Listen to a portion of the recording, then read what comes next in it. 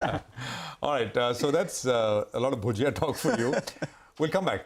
There's some news on the fisc, and this is good news. We learned from government officials that government is unlikely to deviate from the fiscal glide path in the budget. I mean, the glide path basically calls for, exactly that, a slight glide in terms of the fiscal deficit as a percentage of GDP. There were concerns around this, especially because international fertilizer prices were through the roof. The government had to provision for another round of fertilizer subsidy after what they'd already done in the FY23 budget earlier in the year. Sapna is here with details. Sapna, over to you. Well, what we are clearly given to understand at this point in time is that the government is intending to stick to its fiscal consolidation glide path in the coming budget.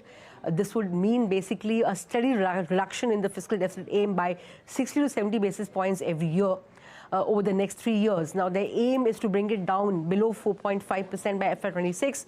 So 60 to 70 basis points reduction every year starting from the next financial year would basically, bring them somewhere over there. Now, this year's aim is 6.4%.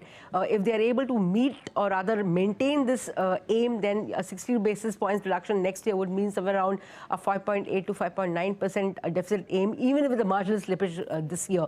So more or less, they are very clear on the fiscal consolidation glide path, and at least as of now, there's a clear intent to stick to that, and maybe the coming budget could enumerate or flesh out at least some of these important numbers that we're talking about. All right, Sapna, thanks a lot for that.